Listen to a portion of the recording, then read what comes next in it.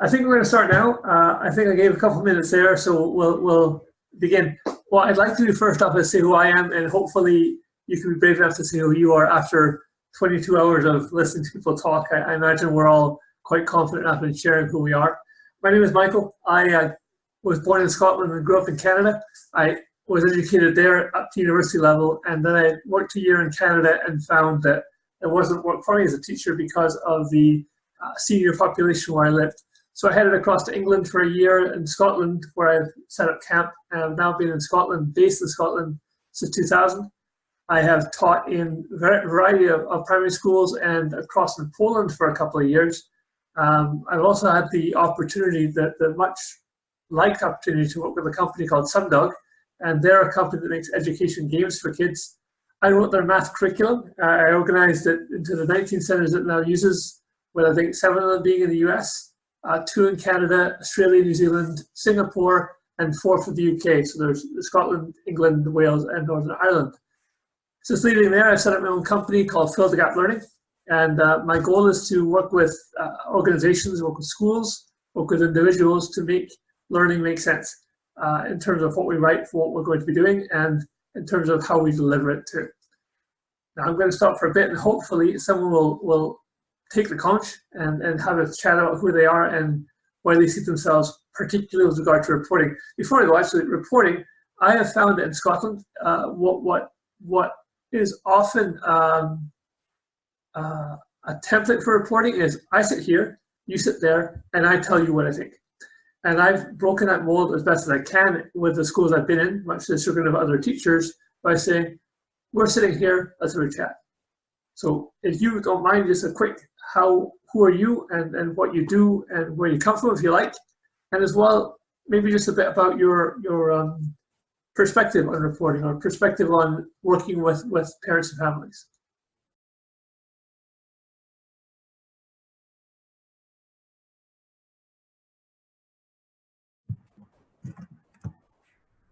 Good morning, good afternoon, Michael. So hey y'all, I am Ashley Steele. I am I will be an 8th grade physics teacher in Dallas, Texas. I'm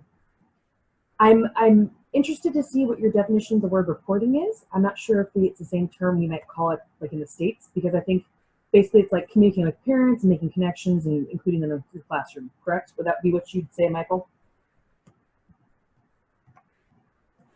When it comes to reporting in Scotland, for many people, it's the end of the year thing, or it's the actual document that they write. So reporting will be either the parent-teacher interviews, or it will be the document that says whatever grade you got in whatever subject you were in. Oh, excellent. Okay, so in the States, I know my school district in Dallas, we provide report cards each 6 weeks, which is basically our version of reporting grades to parents. We also, we also have a digital system where parents can check grades at the moment. So it's great because a lot of our kids do sports or other curricular activities like choir and art, and they have to be passing classes in order to go to these competitions. But this makes a huge problem though, because a lot of people, teachers especially, don't have the time to, well, I say don't have time, but have a hard time connecting with parents because our communication is very superficial. We talk about grades. We don't talk about, we rarely ever get a chance to talk about what their child's doing well. So personally, I try to reach out to my parents and send emails. I try and let them know, I can't really discuss in the United States what grades are over email because there's laws, but I can say, your daughter is doing amazing in my class. Here's what I really think she's doing great on. Or I'm worried about your kiddo. Is there anything we can do to talk about this? So I use email a lot. I use s'mores. I make a class newsletter. I also, since my students are, probably 80% bilingual English and Spanish, I try to make sure that everything I do is in Spanish, maybe probably translate Spanish from Google Translate, but at least then my parents feel included. I've had so many cool conversations with parents who have been so patient with me and have worked really well with me because I've made an effort to talk to them in their language, because there have been times where we have summative conferences with parents after each report card in my district. And I have so many students who tell me that parents won't come because there's no one they can talk to in Spanish. So for me, this is a really important topic because I may not speak Spanish perfectly, or I may not speak French perfectly or German or anything like that, but I will do whatever I can to make sure my parents get included because we're partners. We're not just teacher and parent. We are a team to help their kid. Anyone else want to jump in then?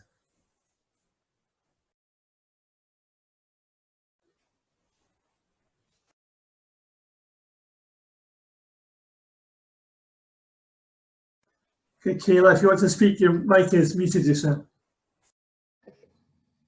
Okay, I'm a special ed teacher in Texas. And so along with our report cards, we also have the IEPs, individual programs for each of the kids. And so we have to report on that all the time.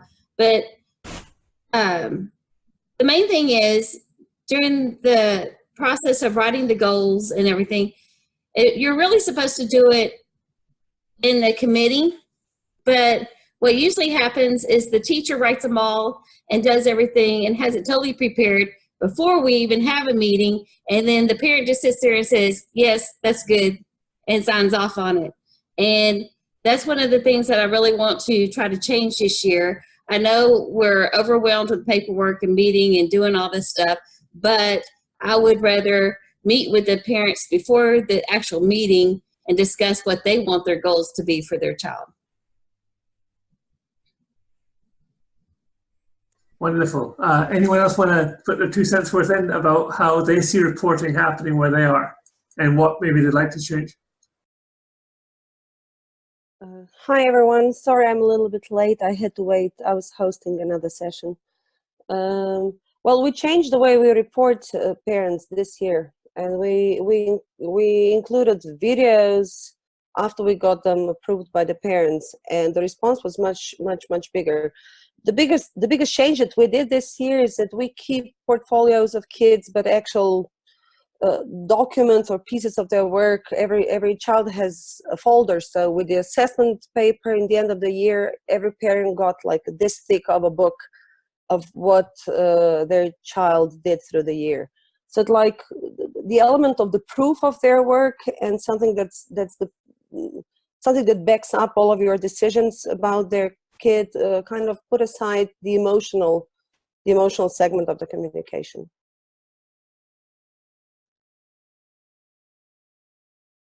Were you going to add something as well, Stormy? You can go in now if you'd like. Okay, can you hear me? I don't know what's going on with my machine again. It's okay. But I think the most important thing we can do is connect to the parents. Like I teach early childhood, and if I don't connect to the parents, my students are never going to trust me, right? And so I need the parents to be on my side, maybe not on my side, but to at least have a relationship with me before, we ever go to a formal meeting, or even before they step into my classroom, because in my classroom, I'm kind of, the teacher. But I meet the parents, like even before the first day. Like last year, I met my parents when they were still kindergarten parents.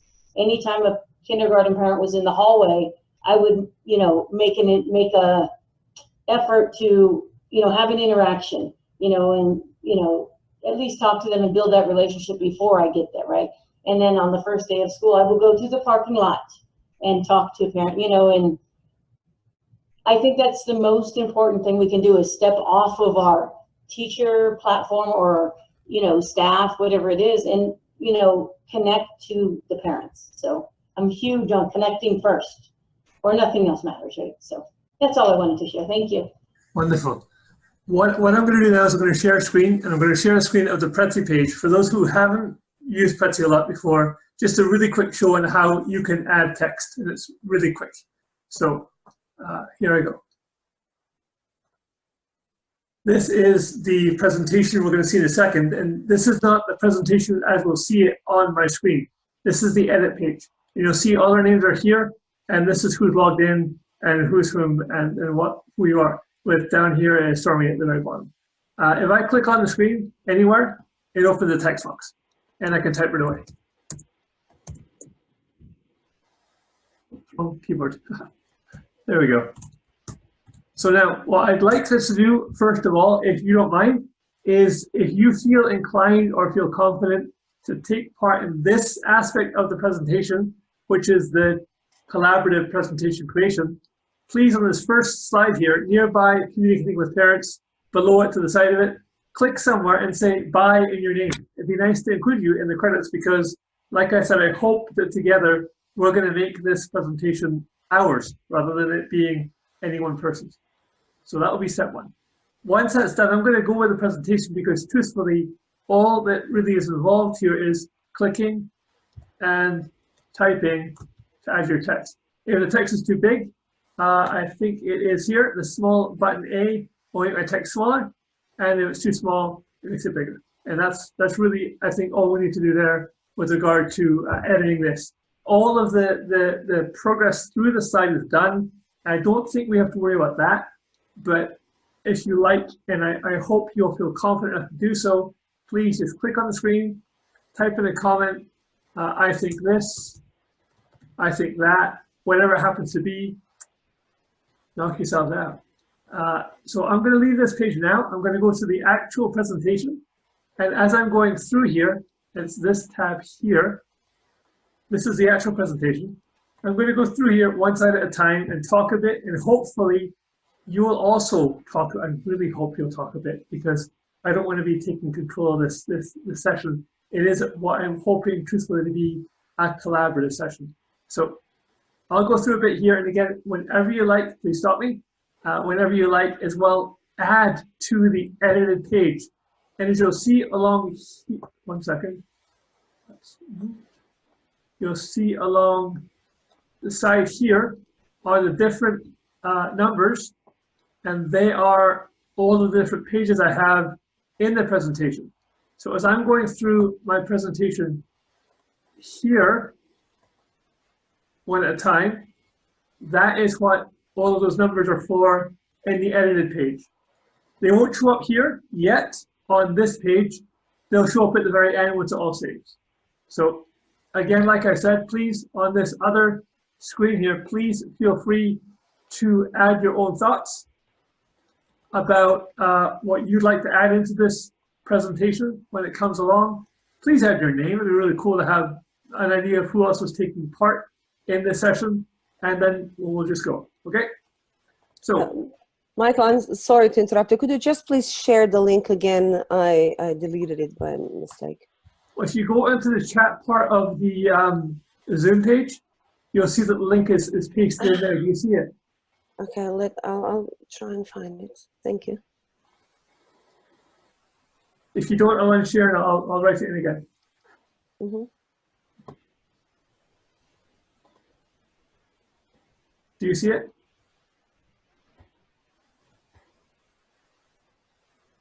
Yep. Good stuff. Okay. I'm going to go here and start talking a bit. And again, like I said, please stop me whenever you like, when I'm talking too much or talking too fast or talking too long. I call this presentation Communicating with Parents. And the reason why I did that is because I want it to be more about having that chat, about building that relationship. And I think that relationships aren't built with reports. I think that by telling parents what we think about their learners' progress, that's like a full stop. And what I think communication should be more about is the process, the whole relationship from the beginning to the end, not just the end. Reports for primary schools in Scotland happen twice a year, and the big one at the end is the end. And there isn't anything you can do beyond that, because once I give it to you, it's very close to the last day of school, and there's no real way of answering about that. And I didn't like that. And so what I started doing with schools was to start talking from the beginning and get to know them and get to know their thoughts on their kids. So the aims for this session is, how can we develop a relationship? How can we consider how to report effectively? And that leads into how best to work with parents and families, of course, as well. And when I say parents and families, I include, of course, the learners, but we're always working with learners, so I didn't write that part down. Beginning off here, the idea of building a relationship is what I think is the most key part of what we do in the classroom. Yet we're teachers, we educate learners without, as it was Kayla was saying, without having that communication relationship, the trust isn't there. So without having a relationship with learners in our class, I think it's very difficult for them to trust us. So in building a relationship with parents, we have to think about a couple of things. One is, how do we see the parent interacting in our classroom? So if you like, and on that page there, with the editing bit there, you'll see that number 7 is this slide is number 7. If you like to think about yourselves, what do you see the parent's role is in the classroom, in the school, as a partner in the learner's journey? What do you see that as being? Feel free really to put your ideas in there. You can see, again in Scotland, that bottom picture image there is what you would see far more often in schools, that there's the sage on the stage, giving all the idea, and the parents are the passive observers, just absorbing all of the tasks that they're given, which is, I think, unfortunate, because it isn't a collaborative process, it isn't even a communicative process, it's a monologue. Are there any thoughts you have on this one? Now, I know that, Kayla, you were talking about every chance you could, you were engaging with parents to build that relationship. When it comes time to that first day of school, or that first week, or the first month of school, how do you continue that?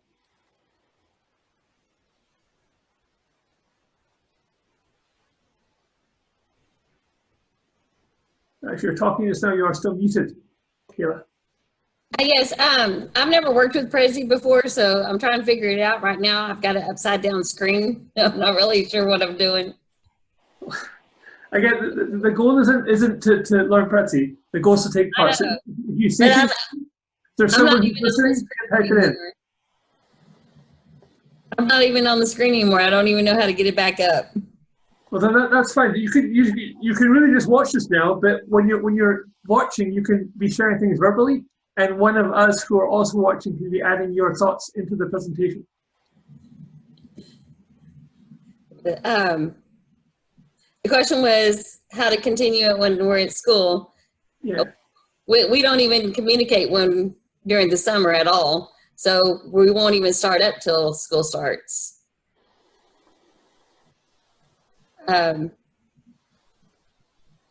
thought I've misremembered who was saying that. I thought you'd said that you were with the pre-K kids, and whenever you saw them before they started school, you'd be talking with them in the corridor. No, we don't talk before. We don't talk in the summer. We have meeting. Well, every year the student has a meeting, and they have their own date. Right. Their meetings aren't at the beginning of school. I don't know how to. No, I think it was Stormy who said that, wasn't it? I think I got the name wrong. Okay. You were the special. Special ed. Yeah, Yes. that's right. It was Stormy, I think, who said that. Stormy, sorry to say that you got the name wrong. Stormy, are you able to add how you would continue the relationship with the teachers, the parents and the kids as the year goes on? Because I think it was you who had said that you begin talking with them very, very early on. My problem is that how schools are set up, we only usually meet with the parent when we are going over their goals and when we're going over their accomplishments and everything, and we don't meet before, which we should really meet before, because during the meeting, everything's basically already been planned and done, and the parent signs, and so they're not really getting their input put in unless it's something that they don't agree with the teacher. Kayla, I have a question for you. Do you ever find, do you do inclusion, or do you do, are you a special ed work, do you have cases of your own? I've done both. Okay. Currently, I'm self-contained. Oh, wow. Okay, so. The kids go to the classroom with an inclusion person, but I'm not the person. Okay, so sorry for those of you who may not be from the States. Inclusion in the States, for us, it means that special education children are in general education classes. We have a teacher in there typically to co-teach with us as a general ed teacher, and they help provide support for our students who need extra support. So Kayla, as somebody who's worked with co-teachers and had an inclusion teacher and had children from contained classrooms come into my middle school classroom, is there anything that you thought about changing? Like maybe, since you know what students you'll have as soon as the school year starts, have you reached out to the parents? Do you communicate with them through the year? What do you do? I'm totally different than most teachers because I actually go out to the houses. and I meet the parents and I see where they live and I get to know them. And like during Thanksgiving break, I always take my paras out and we take cookies to all the families so I can show them, because a lot of times special needs family, they're struggling with money because they've had to pay so much money in medical costs and therapies and everything. And I want my parents and everyone to know what kind of house they live in, what they're struggling with, so that they are more empathetic to the families and they can understand where the families are coming from as well. So we do a lot of going and visiting. And just like I know, I have one third grader that they live in a very poor part of town, and I know this summer he probably didn't have anything to do, so I just went down to our local dollar store and I bought him a whole bunch of toys and took him out there. So me personally, we go out and we actually visit the families. That's wonderful. Again, I think with that mindset, with that idea as a teacher to be the one to break the ice rather than waiting for the ice to be broken, I think that's actually, I'm going to go to the next slide. So it's exactly what that is. This slide here is about interaction. And there are, of course, positives and negatives to interaction. And there's also the question about when and how. I'm going to put down for you, it's okay, Kayla, because that was fantastic. On this slide, it's slide number 9 if you're watching along on the Prezi. I'm going to put down visit the house. I had this awesome university professor who would regularly go visit his good students' houses for dinner. And they cooked their dinner, the families, because he used that time to get to know the family. And it was a nice, I mean, it was a free meal, I guess. But it was that time taken to get to know each other, to build a relationship. And that one small act for that boy in grade 3, I'm sure made the world to him. It's that love you showed that really is an open door for relationships to blossom. So that's fantastic. Thank you. If I may add, someone typed in what to do if the parents don't want to be involved. So I originally started with owning the language school, which grew into an education center. The thing that we've been around for 26 years now, we are well known for the relationships in our classrooms. It's very, very safe environment for the kids. So, I mean, we do have advanced classes, so we are well known for that, among other things. But what I do is I'm in constant contact with our social workers locally that have nothing to do officially with my school, or they do have something to do with the public schools. But that, for instance, the importance of the environment is my point. Some of the kids are just left alone out there to deal with and to struggle with everything they're up against. I sometimes get a tip from my friend, the social worker, if there's a really troubled kid who can't cope with anything that he's expected to do at school. He gets kind of involved in our classes. So he starts to attend our classes for free, of course, but the environment, the coaching that he's provided through those classes, they can barely follow the classes because they're very much behind in their public schools. But the environment they get, the relationships they build with other students, help them build and rebuild their attitude and, you know, the trust in themselves, the feeling of self-worth, whatever the word is. So sometimes the parents just aren't involved. I have this one boy in my mind. He was just out there. No, but he was the least of the problems in the family, so he was very much alone. And you kind of have this substitute parent role. So I admire, Kyla, I admire your work. I know what it means to them.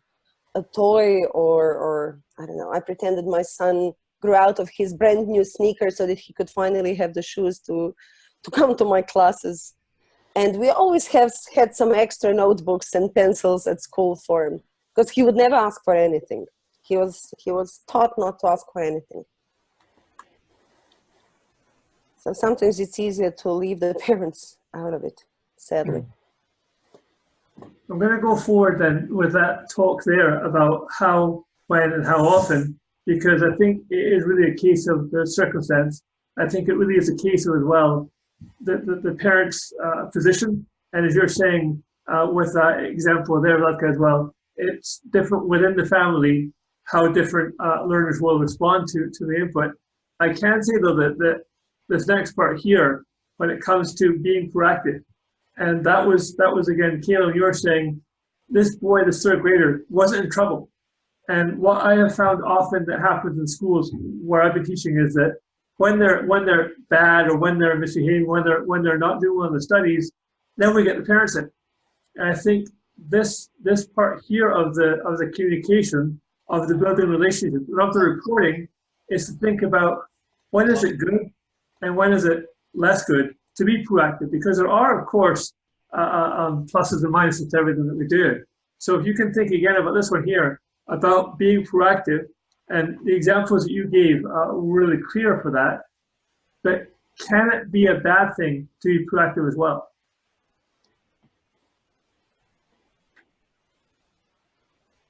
Yeah, sadly, yes, sometimes. Years ago, I had a student who he got a B plus even out of a dictation, and we are outside school thing for them, so we're not public school. And when I saw the heavy breathing, I realized that something was going on at home that he never spoke about. So after the class, we had like an eye-to-eye talk where when I never said anything literally, I just asked him, okay, is this B gonna make things happen as I have this feeling that might change like the vibe at home? And the kid just couldn't stop breathing. It was 3 mistakes on an A5 sheet of paper. And he just couldn't regain his breath. And I said, you know what? Just give me 5 minutes. We took the paper out of the notebook. We removed all the evidence. He rewrote the entire paragraph without any mistakes. It was all A's. And he did make troubles during the classes. There was always too much of him. But that's because he was decompensating in our class, overcompensating, thank you. Overcompensating, and he was finally at a safe place, but he couldn't handle the happiness. So when we did that, and I just looked at him and said, okay, so whatever happens from now on in the classroom is happening between you and me, but you have to know that this is my private number. If anything happens at home, call me. I never said what. And please don't do any other troubles at the class, because then you're forcing me to contact the responsible adult. And he never ever, he attended my classes for the next 3 years. He never ever made any wrong move, and we really had a wonderful relationship. But it was heartbreaking. I learned later the stuff that was happening at home. And yeah, the thing in Croatia is you contact social worker and not much good happens for them. Sadly, it's not much difference in the States. You made me think of a story I heard last week, Vladka. I was talking with some coworkers in my district who, a couple of them were new, and we had a veteran teacher who was, I think, 24 years, 25 years. And she was telling a story about how important it is to frame contact with parents in a positive way and make sure that you establish that relationship before you bring down the hard negative, because she had a student who had made nothing but A's in her class, and he was a great student. He really tried, but he brought home a B in another class, and she knew something was wrong at home, but she didn't really know what.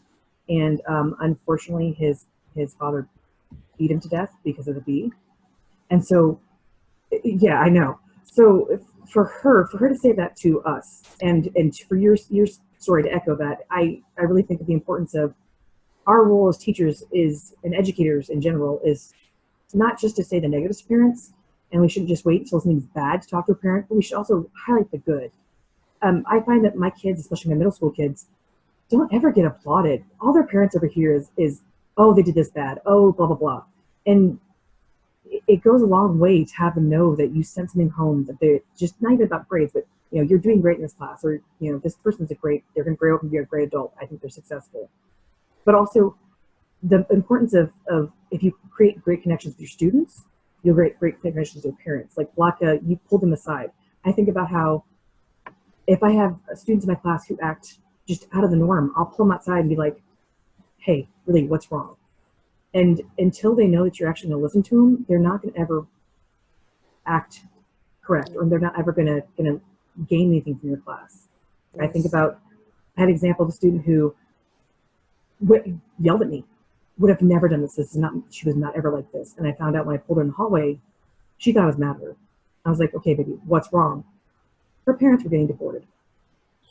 And so she couldn't focus on my 8th grade science lesson because she was worried about whether she knew that if she went back to Mexico, she's not going to go to school. She's done.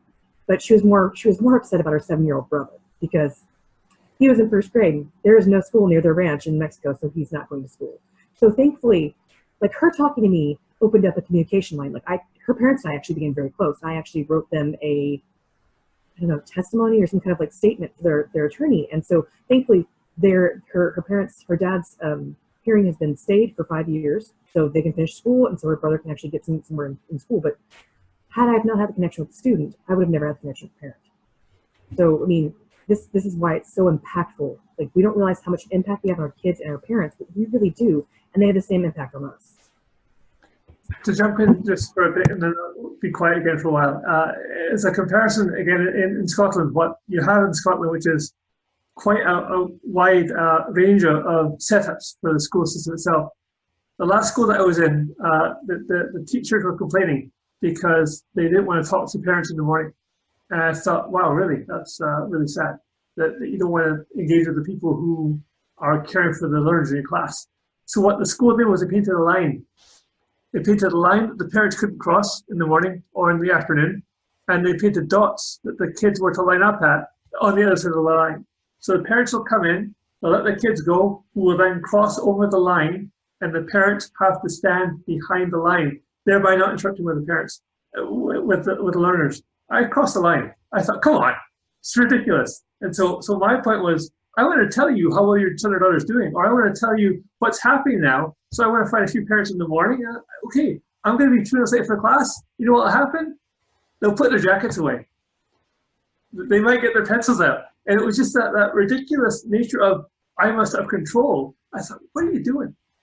Other side of the spectrum, which I thought was very nice, was another school in Scotland which I didn't teach at, but I had the opportunity to talk with a newly qualified teacher in this school, is that in Scotland, or for the past few years in Scotland, the primary 1, primary 2 kids who are about 5 and 6 years old, they have about half an hour earlier, they leave school at the end of the day. In that half an hour, this one school met with a parent a day, every day of the year. So they would have a chat once every 3 weeks or so, 4 weeks or so that builds an amazing relationship. So when it comes to the time of reporting or of parent-teacher interviews, there's not a lot to say. It's just, oh, how was the game, you know? Did you like your weekend, sort of thing? Because for the course of 8 months or so, we've built a picture of our relationship, and we've had a communicative dialogue the whole time, and it's been wonderful. So again, is that quite wide range of don't talk to me in the morning to come and chat with me and have a coffee, which is really sad. The examples you're giving are harrowing. It's just really to go through that, to keep going through that, and to keep, again, as you're saying, I'm sure you're still looking out for this to see, where do I see there's a need, where do I see there's a worry? You'll be looking for that to find where you can help. Whereas in Scotland, we don't see it because of that line. Yeah, it's sad. That's just so odd to me because, I mean, we struggle in the States with communication with parents, of course, as everyone does. I know Caleb probably has a hard time, and I know because special education, especially in Texas, is very segregated and odd, and communication between parents is very highly guarded because of laws. I know that Stormy's in Texas also. I know that she deals with younger students, so hopefully she gets a chance and get to interact more with parents. But I just can't even fathom telling parents that like telling teachers, you're not going to talk to your parents. Like, what are you telling their kids? That your parent has no place in this, and that when there's an issue in our class or if there's something you want to brag about, I'm not going to talk to your adults? We can always use more help. We need more people to support us. We're a team. I don't think our problem is that we have a line or something and it's drawn, but our kids are dropped off into basically 2 different ways. They either ride the bus, so the teachers never see the parents, Or how we do it at our school is we have a car line where the parents never get out. They just drop their kids off. So unless you're waiting out there to run to their car and talk to them, you're not going to talk to them before or after school, because it's all done through a car line. And usually teachers have duties, so they can't even be out by the car line. They might be with the daycare vans or the bus lines, or they're going to be somewhere else. So there's no way before or after school to talk to the parents. You've got to go out of your way and make a phone call, because you're not going to see them before or after school unless there's a meeting made. That's what will happen in the movies. See all the films where they're rushing to get in the line and following, turn a certain way. I thought it was only films. I guess it's not.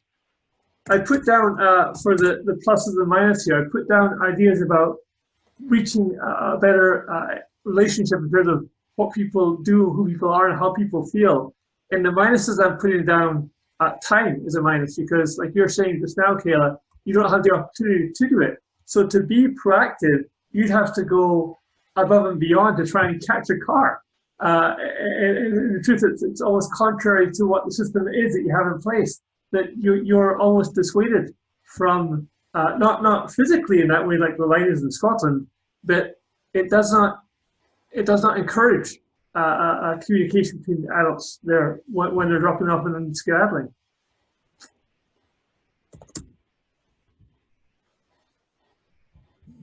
And I would say probably 80% ride the buses, or they go to daycares after school, because all the parents have to work till 5 and we get out of school at 4. Yeah. I'm going to move on to the next part of the slide here then, and it's talking more about now this levels of collaboration. And I had a course I took at university which was about collaborative practice between the allied health professionals, who are physiotherapy, speech therapy, occupational therapy, and then teaching staff, as well as additional support staff who might work in other organizations. And I discussed it as being 5 levels of collaboration. Initially was networking, and that idea is, again, there's just back and forth chat, kind of relaxed, onto cooperation when there is a goal to be talking, a goal to the relationship, onto coordination when there's a plan to that goal, so that we know what each of our roles are in that, going on to coalition, where there's more of a partnership that's involved, where there's regular contact and regular updates, to finally this one here, which is collaboration. And this, of course, is the goal. And this word collaboration, I think, is bandied about far too often, particularly in classrooms, because I think it's bandied about too often because I think it's misused. I think the word collaboration, or the idea of collaboration, is a really, really high level process, which requires so much back and forth, so much discussion to make sense of how it works. I think for the most part, we as learners and teachers, or teachers, work at this stage here of cooperation with our learners, and probably don't get a lot farther past that cooperative stage with parents. But I'm curious again on your thoughts there. How is it that you would, in your classes now, this is not before school, not end of the day, how would you encourage families and parents to be part of the process of learning during a school day? See, that in my district in Texas and the United States, it's a little difficult sometimes, because in order to come into a classroom, you have to fill out a background check. You have to wait for the background check to process. You have to make sure that you're a person who is safe and competent to be around children. So, I mean, some parents actually won't even volunteer because that's the process. But I also think about the fact that some parents, like, go back to my classroom, a lot of parents would be willing to come and help, representing schools, to come and help and do stuff, but there's a language barrier. And people in my school, I think, including me, who speaks 4 Spanish, there's 3 of us who speak any sort of Spanish. So these are parents who are willing to come and be partners and like participate in our makerspace and come help judge our competitions we do in science class, and just be there. But we have limited resources on how to reach out to them. So I don't know. It's a good question. Any other thoughts? Our school, they don't really come and volunteer or work in the classroom, but we have our lunch. The lunches are open almost every day of the week where the parents can come and eat lunch with their child. And then they've made it where we have 6 nights during the year that it's usually some kind of workshop camp type thing where the parents and the kids can come and learn, and they rotate through the different classes, and the teachers have different things going on where they're teaching the parents different things that they can do at home with the kids. But we don't really have anything like was said a while ago. Texas has really strict laws on who can be in the schools and everything. They have to have background checks and stuff. So it's really hard to get a lot of parent participation. The same thing happens when it comes to within the classroom. I think there are background checks. I know that there are background checks in Scotland too. But even for the sake of supporting like field trips, is that still the case then, that you'd have to have background checks for that? Yes, we only usually have a few parents that go on the field trips. We'll have professionals, teachers, and substitute teachers that will go on our field trips, but not very often do we have parents. That seems to really limit the amount of field trips you can likely have, doesn't it? Well, we still have quite a few field trips. And the other problem I think we have are all of our families, the moms and dads, they all work. They can't take off of work to go on the field trips. Mm-hmm. Right. Sometimes multiple jobs. Like I know that when we have events for parents to come and discuss report cards, or we start the year with Meet Teacher Night. A lot of times we don't get parents because our parents work upwards of 2 to 3 jobs. Like some of my kids work at night with their parents. Like they'll go home from school, take a nap, eat some dinner, and then go work overnight in the office, so cleaning. So it's very difficult. I've actually found that I try to record my sessions whenever I do stuff, like for Meet the Teacher or anything like that. And I use an app called Remind, and I'll send it out to my students. It's a text message app. Or I have a website, I'll post on my website, or I'll do it some way that I can get parents to watch it. And I give them the same credit I give students whose parents come in, like I'll give them a free homework pass. So just trying to make those connections any way we can, because it is a struggle, especially when you have parents who work multiple jobs and they really want to be there. But we as a culture, especially in Texas, view parents who don't show up as not wanting to be there. We need to rethink and remember that they're doing all they can to take care of their children. Yeah, that's something else. I'll keep going on because it is running close to 10:02 now. Beyond the collaborative process is the actual reporting, actual meeting with parents. And this is, again, one of the things which I think that in Scotland, it's still very much a case of, I'm sitting here, here's a table, you're sitting there, and I'm going to talk to you. What I think there is, as well as the whole idea about preparing your space, I think that this is another one that is affecting how the parents will perceive us. And if we come forward as this kind of person, I think, again, parents are going to be a lot more on defensive in terms of how they respond to us. So that being open becomes a bit of a goal. It becomes our what we want to achieve for parents is to show that we are, one, we're sharing with you, but two, we want to have your input as well. Because, and again, this is sometimes contrary to what people in Scotland say, government officials who want to teach parents how to parent better, which I think is ridiculous. We as teachers might encourage how to teach better. We can't encourage how to be a parent, because although we may be parents ourselves, we're not parents to your children. So I think, again, it's that, yeah, I'll share with you my ideas, I'll share with you my thoughts, but share with me too. How have you found that where you are in terms of the dialogue when it comes to the actual reporting? I think it's just like with any relationship, it has to be two-way. I mean, you have to share just as much of yourself so that the parents will share what's going on with them. One of the things that I've really learned that I share a lot with my parents is that I also have a son with special needs. So I know what they're going through, and I especially know this yearly meeting I was talking about, how stressful it is, because as a parent, you're sitting around a table full of all these professionals. You've got the teachers, you've got the principal, you've got the speech therapist, occupational therapist, physical therapist, a diagnostician. You have all these people and you feel so nervous because you're like, I'm just a parent. I don't know anything. And I think whenever I first meet the parents, I try to let them know, I've been in your situation. I know how stressful these meetings are, but you know more than we do because you're with this child all the time.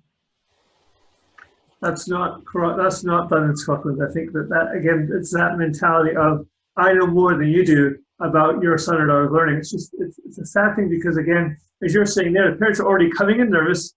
By doing this in the schools where I am, we're only encouraging that nervousness to be greater, which is so against the idea of a relationship, against the idea of collaboration or communication.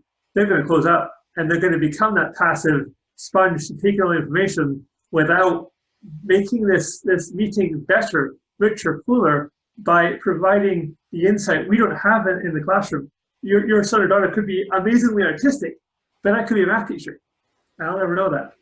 Your daughter could sing operas at home, but I'll be a writing teacher, and I see a poor speller and didn't realize all these other gifts.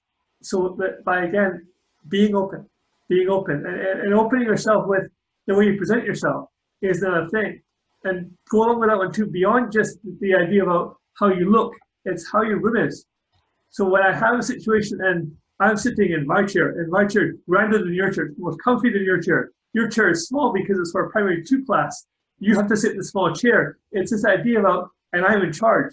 And now you know I'm in charge because look at my chair, look at my desk and all my notes, and you have nothing. So listen to me. It's you're talking the way you're talking about sharing beforehand and sharing afterward. I think is the goal we should all seek when it comes to reporting to parents or communicating with parents. It's sad that it's not always the case.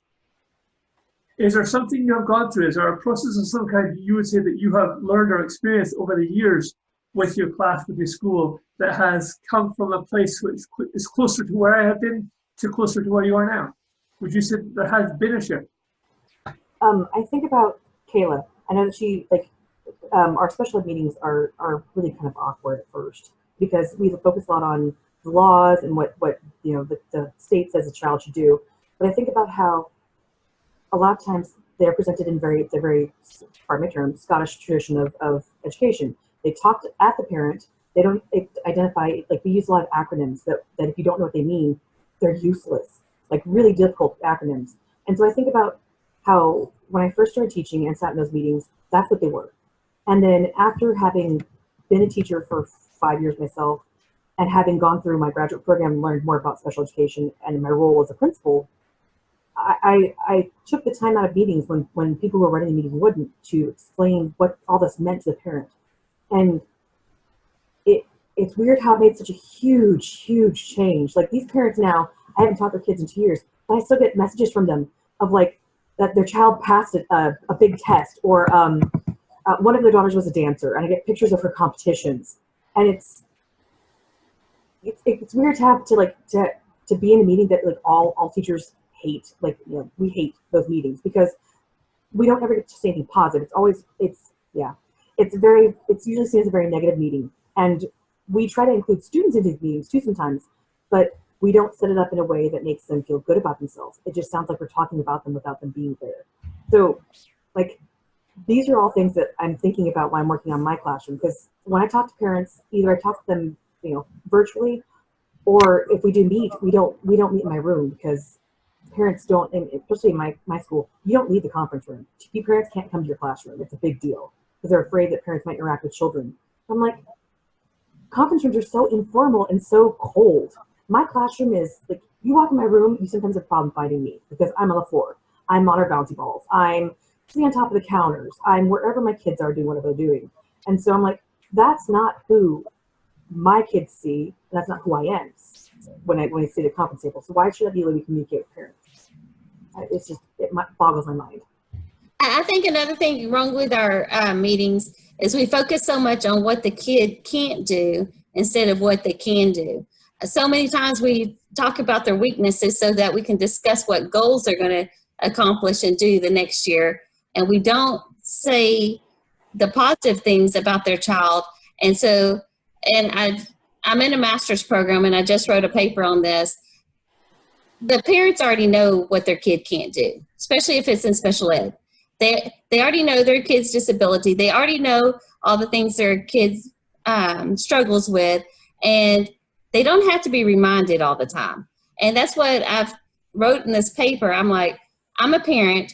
I can tell you exactly every one of my child's disabilities, but can you tell me anything positive about my child? And I want to know the strengths. As a special ed parent, we hear the disability all the time. We don't hear the abilities. I'm on exactly the same page as you. I have a son who has learning difficulties too, and we had him in nursery for 2 years and a further extended year because he was still facing difficulty. It was after his first year of reporting, this man was talking about my son as though he was talking about an animal. Because of his language difficulty, he didn't speak much, but at home he did in a more relaxed environment. But in the school, the teacher referred to him as speaking in monosyllabic grunts. I thought, what? Have you actually stopped to talk to my son? Yeah, he doesn't hear you well. That's going to affect his speech. But they hadn't found it out. They never engaged with us to find out what the difficulties were. They were just so much about saying what's wrong, like you're suggesting now, his weaknesses. My son now talks for Scotland. He now tells stories from about 9 o'clock in the morning till about 10 o'clock at night without stopping. It's hilarious. I love it. And my wife and I are so thrilled to bits with what we have done to encourage that. And I have to say, no offense to your systems that you have, my son is educated at home. We took him out of school after nursery thinking, this isn't right. This negativity we're hearing from my son for 3 years now isn't right for him, and it isn't right for us. So we took him out of school and we educated at home at his own pace, with his own learning and his own choices. And it has been so empowering for him to have that. And again, when it comes to the council in Edinburgh, we have to report and say this is what his progress is. We give lots of positives. We're given lots of strengths. It's lovely to be able to see that because again, we can see it since we happen, like you're saying, all day. I think that it is time. I think I have to stop because no one said to me to stop. That the closing part is happening now in a different room. I'd love it if you could come back to this because at the end here are some funny little bits. So I'll just share one of them. This is again something I share with some really qualified teachers in Scotland. It was ideas for reporting on intelligence. This is the good idea. I'll read it out. It says, although she's improved in her sight vocabulary and comprehension, Lee continues to face difficulty with her reading. Continue to practice the reading at home so that greater success can be experienced. That's an okay thing to say. It gives you some positive work. This is from Roald Dahl's Matilda. Fiona has the same glacial beauty as an iceberg, but unlike the iceberg, she has absolutely nothing below the surface. So, like, these kind of funny. They're all jokes, and there's a few there. I hope you have a read, have a laugh, because that's what this is about at the end. I have about 80 lines of text to go through for your chat, and I want to use that to bolster up this presentation. And then at the end, I'm going to do that email thing again, so you can all get a link to this email, and you can see your presentation. Thank you so much for everything. This is wonderful. Awesome. Thank you so much, Michael. I was looking forward to your presentation. I'm very glad it was at a decent time for both of us, but I'm so glad I got a chance to do this. So thank you once again for presenting. It's been a great presentation. Exactly. Thanks, everyone. Bye now. Bye-bye. I'll see you somewhere else. I'll see you in the other room, I'm sure. Exactly. See you in closing in a second. Bye, y'all. Bye.